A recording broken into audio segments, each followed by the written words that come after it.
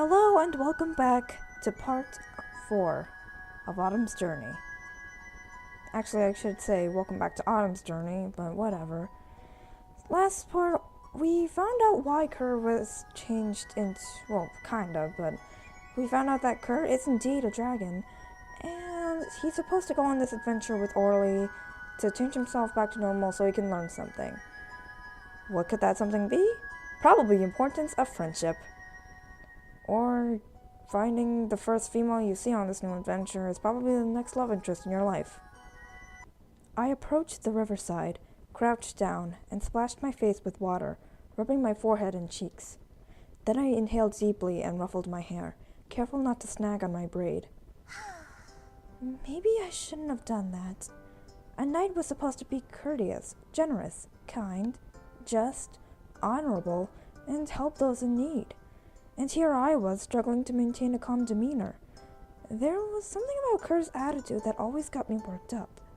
Well, that and him showing me gratitude would be nice.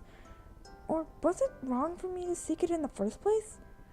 I still have a long way to go before I'm more like Mom. How does she do it? I grabbed a flat, polished rock and stood up, throwing and catching it a few times while I pondered what to do next. First things first, Kerr will return to Barry with me. We'll need to stock up on supplies and figure out where the next altar is. I tossed the rock up and caught it again. Does he expect me to travel with him the whole time? Or until Oliver? I wonder if I'm mentally prepared for this. Gripping the stone, I threw it into the water at an angle. It skipped a few times before disappearing completely. I bit my lip, not pleased with my 3-hop achievement. I could probably get 7 rebounds on a good day. I should get back. I wonder if Kerr already got impatient and left. Just as I turned to leave, I heard a loud splash and immediately whirled around, unsheathing my sword. I angled the blade upward and widened my stance. Bursting from the water was a large serpent-like dragon with a translucent ridge around its back. Down its back, sorry. It flapped its wings like fins. It flapped its wing like fins, head extending beyond the shore. I grit my teeth, searching for a weak point, but kept my distance.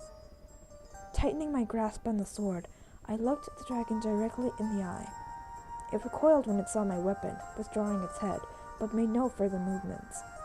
It didn't appear to be hostile. I slowly sheathed my sword, but kept a firm grip on its hilt. A mist formed around the dragon, and I stepped back, unsure of whether to retreat or wait. These fade-outs are really not rendering too well, but I'll let it slide. It seemed to vanish as the mist overtook it, and I squinted. Moments later, I spotted a rather hazy figure. We're finally gonna meet this one, huh? I'm sorry. Oh my gosh, I know what kind of character you are already. I blinked as the lithe heaven-kind person appeared before me. He had similar ears as the water dragon, so I could safely assume they were one and the same. He also had brilliant teal-colored hair, which I'd never seen before. He fidgeted with his hands and gave me an apologetic look. Are you okay? That freaking voice, man. Dude.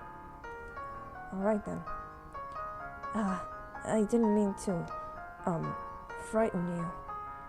His wide eyes disarmed me completely, and I could only wave my hands frantically to reassure him. Oh, sorry about that. No, it's fine. I didn't mean to threaten you with my sword. It's just sort of instinctive and... Oh my god! Okay. We both stopped and exchanged an awkward smile. At first it was a giggle, but I soon started laughing, then rubbed the back of my head sheepishly. He joined in with his own gentle chuckle, and any tension we felt from our rather intense encounter dissolved instantly. So, what are you here for? I'm looking for someone. He should be around here, and he would have unique ears like mine, and... You mean Kerr? Are you Kerr's master? His eyes widened. Oh, Me? Oh, no, I'm actually a pupil for someone else, but I know his master well. He raised his arm and glanced in his sleeves, tugging on them before inspecting the rest of his clothes. It was then that I could see the long hair tumble over his shoulders, complete with the flowing purple ribbon. You look fine. Aw, you even transformed with the braid already in place. That's cute. He grinned cheerfully, seemingly pleased with himself. Thank you. Oh, so that's his name for me, huh? Or her, rather. I don't see myself as an orderly kind of person. Like, I don't see myself getting immersed with Orderly's character, but that's fine. I have a name. Kerr approached us petulantly and gave the new boy a words.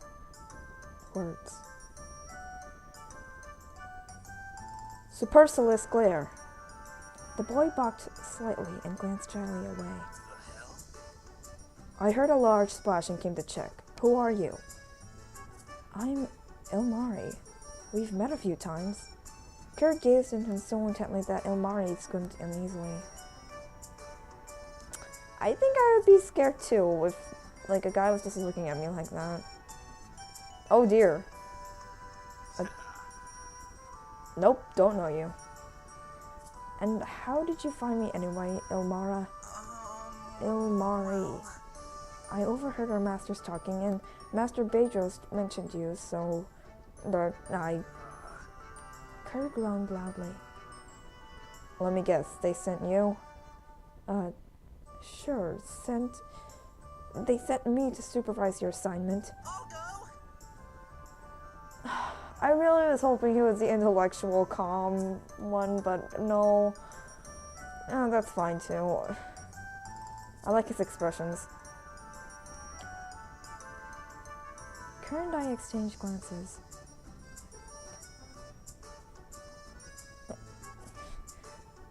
I don't need your help. This isn't exactly something I want to do, nor do I want more company to slow me down. Unless you can fly. Ilmari's face fell, and can instantly take me to the next altar. I'm not interested. Go back and tell our masters I can handle this myself. But... I sighed and stepped in, raising a hand to touch Kerr's shoulder. You don't need to... Kerr flinched from the physical contact, and I mentally kicked myself for forgetting already. Right, no touchy. Anyway, I think Ilmari will prove useful. He did say the masters wanted this, right? They placed their trust in him for a reason. Ilmari shifted his eyes and glanced at the ground. Right. I promise. I won't be a burden. And if I am, well, I can go back. Kerr grumbled and merely walked downstream, waving dismissively. I don't care. Do what you want, just promise you won't lecture me or do any of that nonsense. I already got it enough. Promise. Ilmari's smile was so bright that I couldn't help but grin as well. I turned to him and offered a hand, and he tilted his head quizzically. Looks like we'll be traveling companions, at least for a while. This is an offer to shake hands. It's a greeting between heavenkind. Ilmari extended his hand, and I gave it a firm shake. Pleased to meet you. I'm Orderly. Thank you. For convincing Kerr. Thank you. Pardon? Thanks. You have no idea how long I've waited to hear those words. I have a feeling you and I will get along swimmingly. Swimmingly? Is this heavenkind humor? Something like that, but it usually elicits more groans than laughter. And come on, we should probably get going before Kerr decides to ditch both of us. I don't have any more food to lure him back. About food and heavenkind needs. I've researched a bit, but I'm not completely familiar. Don't worry, my dad makes food for a living, so you'll learn a lot about it. He nodded happily. With that, we quickened our pace before Kerr could yell at us to hurry. I wonder how they will react to entering a heavenkind town.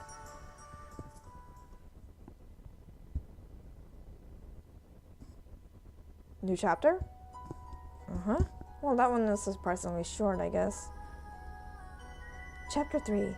Barry.